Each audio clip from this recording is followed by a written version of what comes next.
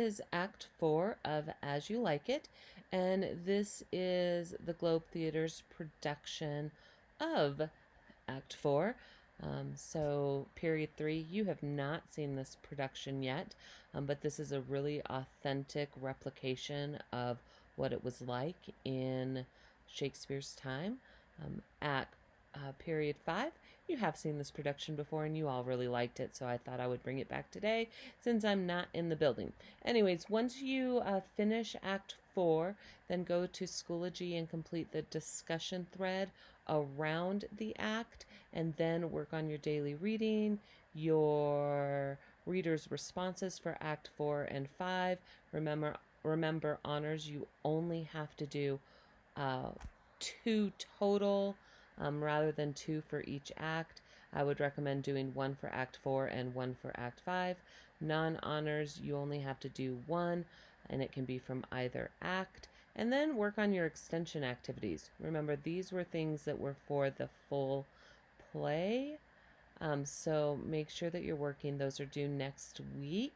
Go to Schoology and look at the options in case you're not sure. Honors, I apologize for not being there today, so just know that we will make up the remaining presentations on Monday.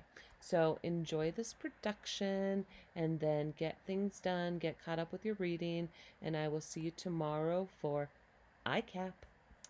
Here we go.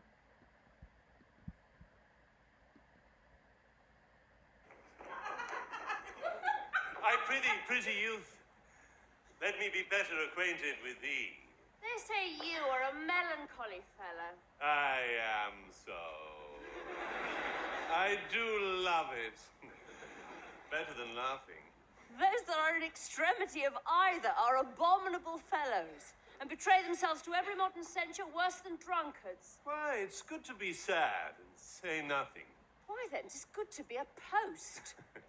I have neither the scholar's melancholy, which is emulation, nor the musician's, which is fantastical, nor the courtier's, which is proud, nor the soldier's, which is ambitious, nor the lawyer's, which is politic, nor the lady's, which is nice, nor the lover's, which is all of these, but it is a melancholy of my own, compounded of many objects, extracted from many subjects, and indeed the sundry contemplation of my travels, wherein my often rumination wraps me in a most humorous sadness. A traveller.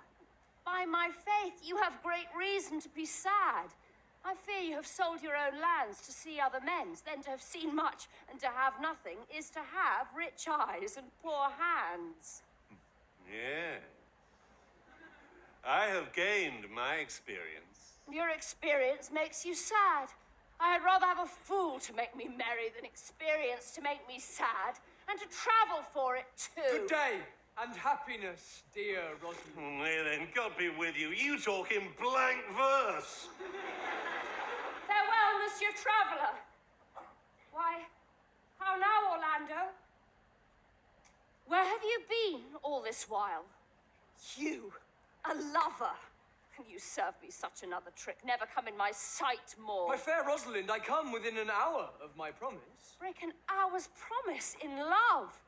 He that will divide a minute into 1,000 parts and break but a part of the 1,000th part of a minute in the affairs of love. It may be said of him that Cupid hath clapped him on the shoulder, but I'll warrant him heart whole. Pardon me, dear Rosalind. Nay, and you be so tardy, come no more in my sight. I'd as lief be wooed of a snail. Of a snail? I have a snail, for though he comes slowly, he carries his house on his head.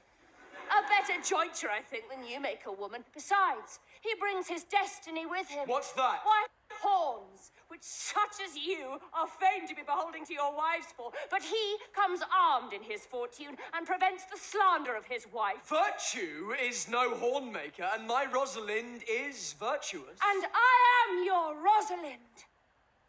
It pleases him to call you so, but he hath a Rosalind of a better leer than you. Come. Come. Woo me.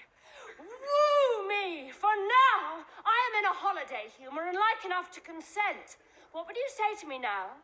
and I were your very, very Rosalind. I would kiss before I spoke. Nay, you'd better speak first.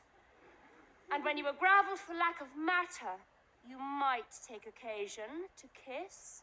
Very good orators, when they are out, they will spit. And for lovers lacking, God warn us, matter, the cleanliest shift is to kiss. How if the kiss be denied? Well, then she puts you to entreaty, and there begins new matter. Who could be out, being before his beloved mistress? Mary, that should you, if I were your mistress. Or I should think my honesty ranker than my wit. What, of my suit? Not out of your apparel, and yet out of your suit.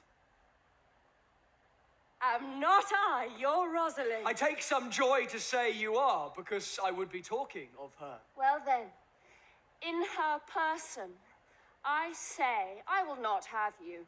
Then, in mine own person, I die. No, Faith, die by attorney. The poor world is almost 6,000 years old, and in all this time, there was not any man died in his own person, in a love cause. Men have died from time to time, and worms have eaten them, but not for love. I would not have my right Rosalind of this mind, for I protest, her frown might kill me. By this hand,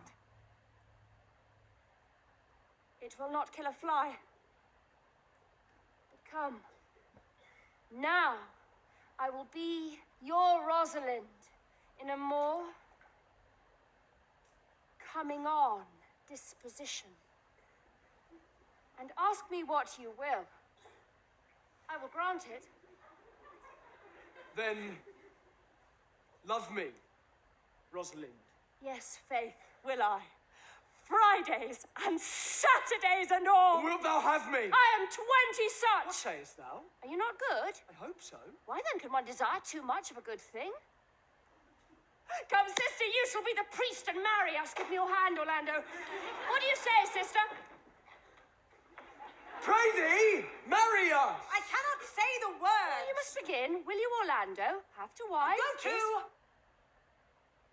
Will you, Orlando, have to wife this Rosalind?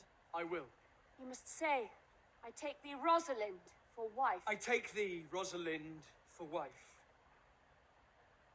I do take thee, Orlando, for my husband.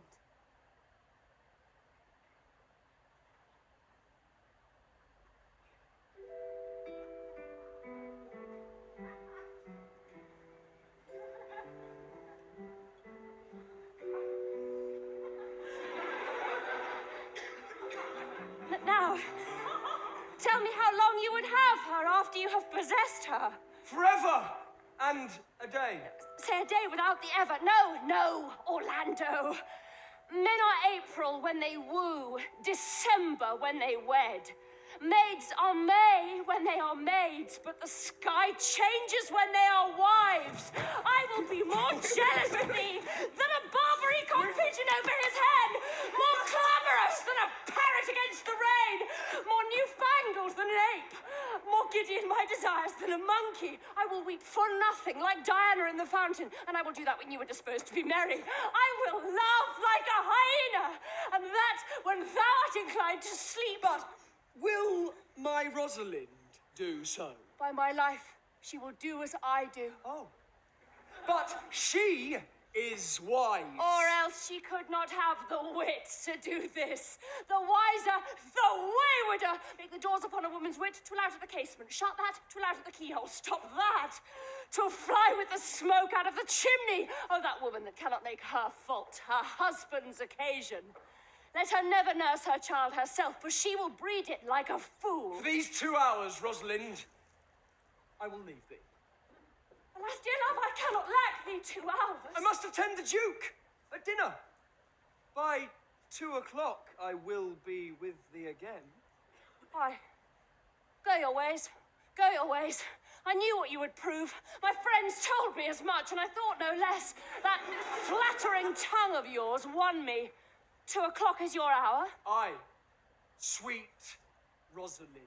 If you break one jot of your promise, or come 1 minute behind your hour, I will think you the most pathetical break promise, and the most hollow lover, and the most unworthy of her you call Rosalind that may be chosen out of the gross band of the unfaithful. Therefore, beware my censure, and keep your promise. With no less religion than if thou wert indeed my Rosalind. So adieu. Well, time is the old justice that examines all such offenders.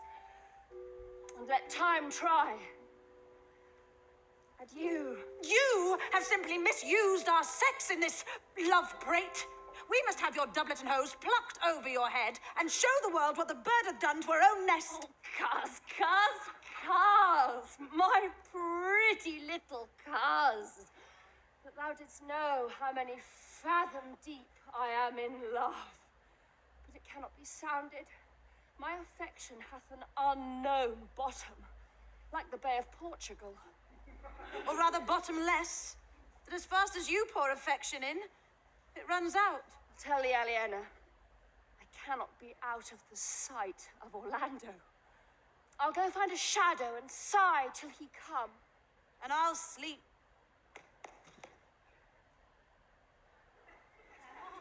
Oh, my errand is to you, fair youth. My gentle Phoebe, bid me give you this. I know not the contents, but as I guess by the stern brow and waspish action which she did use as she was writing of it, it bears an angry tenor. Pardon me, I am but as a guiltless messenger.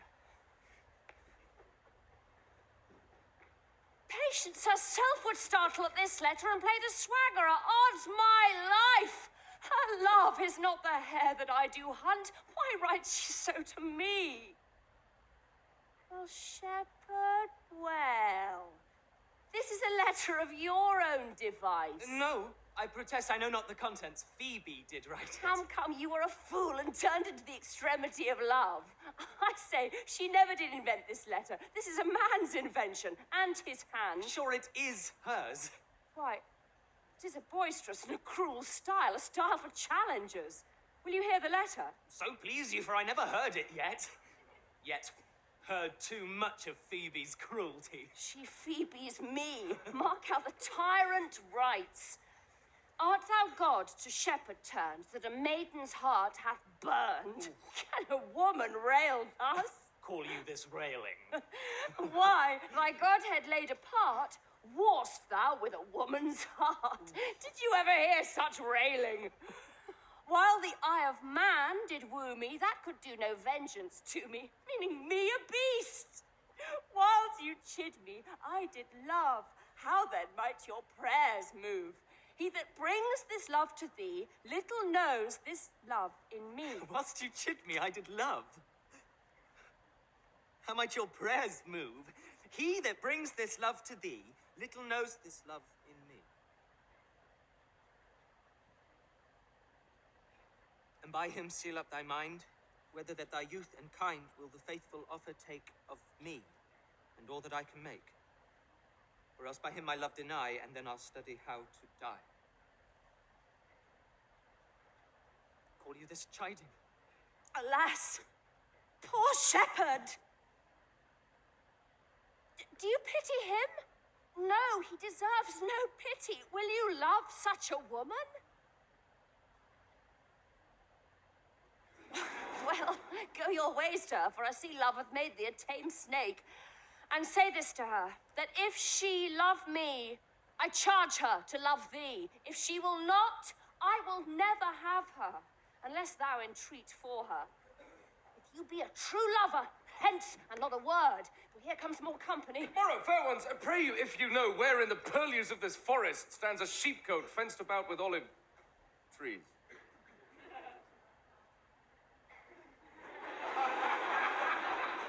By the way, this is Oliver. West of this place, down in the neighbor bottom, the rank of osiers by the murmuring stream. Left on your right hand brings you to the place. But at this hour the house doth keep itself, there's none within. If that an eye may profit by a tongue, then should I know you by description, and not you the owner of the house I did inquire for. It is no boast being asked to say, we are. Orlando doth commend him to you both, and to that youth he calls his Rosalind. He sends this bloody napkin. Are you he? I am. What must we understand by this? Some of my shame. If you will know of me what man I am, and how and why and where this handkerchief was stained. I pray you tell it. When last the young Orlando parted from you, he left a promise to return again within an hour, and pacing through the forest, chewing the food of sweet and bitter fancy. Lo, what befell? He threw his eye aside, and mark what object did present itself. Under an oak, whose boughs were mossed with age, and high top, bald with dry antiquity, a wretched, ragged man, o'ergrown with hair, lay sleeping on his back. About his neck, a green and gilded snake had wreathed itself, who with a head nimble in threats approached the opening of his mouth, but suddenly seeing Orlando, it unlinked itself, and with indented glides did slip away into a bush, under which bush's shade a lioness, with udders all drawn dry, lay couching head on ground with cat-like watch, when that the sleeping man should stir, for 'tis the royal disposition of that beast to prey on nothing that doth seem as dead. And this seen Orlando did approach the man, and found it was his brother, his elder brother. And twice did he turn his back, and purposed so, but kindness, nobler ever than revenge, and nature stronger than his just occasion, made him give battle to the lioness, who quickly fell before him, in which, hurtling from miserable slumber, I awaked. Are you his brother? Was you he rescued? Was you that did so oft contrive to kill him? Was I? But 'tis not I. I do not shame to tell you what I was, since my conversion so sweetly tastes, being the thing I am. But for the bloody napkin. By and by, when from the first to last, betwixt us two, tears are recountements of most kindly bathed, as how I came into that desert place. In brief, he led me to the gentle Duke, who gave me fresh array and entertainment, committing me unto my brother's love, who led me instantly unto his cave, there stripped himself, and here upon his arm the lioness had torn some flesh away, which all this while had bled, and now he fainted, and cried in fainting upon Rosalind. Brief, I recovered him, bound up his wound, and after some small space, being strong at heart, he sent me hither, stranger as I am, to tell this story, that you might excuse his broken promise, and to give this napkin, dyed in his blood, unto the shepherd youth who he in sport doth call his Rosalind. Oh, how now, Ganymede? Sweet Ganymede! Many will swoon when they do look on blood. There is more in it. Cousin, oh, Ganymede! Look, he recovers. I would I were at home. We'll lead you thither. I pray you, will you take me by the arm?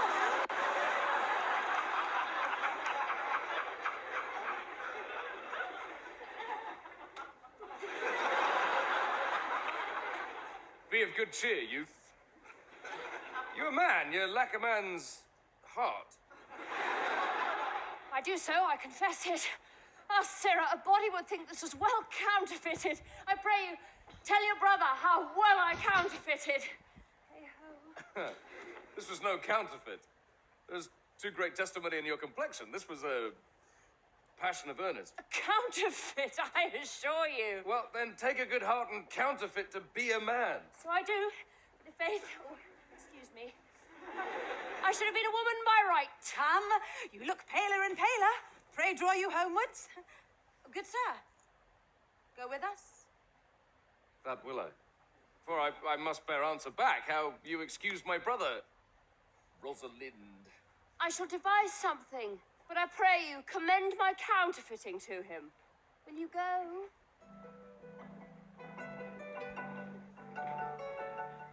We shall find a time, Audrey. Patience, gentle Audrey. What? Sorry, why doesn't it want to Okay, it has stopped. Great. So that was Act 4 of As You Like It. There was one little scene that wasn't really seen, and that was the scene 2 where they kill the deer. But it's minor compared to everything else going on. So, yes, Rosalind shenanigans and the effect that it's having. Ask yourself this: does Orlando know? Does Oliver know? Maybe. Seems like it. We'll see. And what about Sylvius? Oh, sweet Sylvius. So in love. So maligned. But so in love. Sylvius. And now we have our final potential coupling happening. That's right. Oliver and Celia. I'm sure you caught the looks. So think about that. And now we move on to Act 5. Poor William. Poor William. Poor William. Anywho, now that we've watched Act 4, please go on to Schoology, complete the discussion thread, and then work on your daily reading. And I will see you all tomorrow for ICAP. I can get this to stop.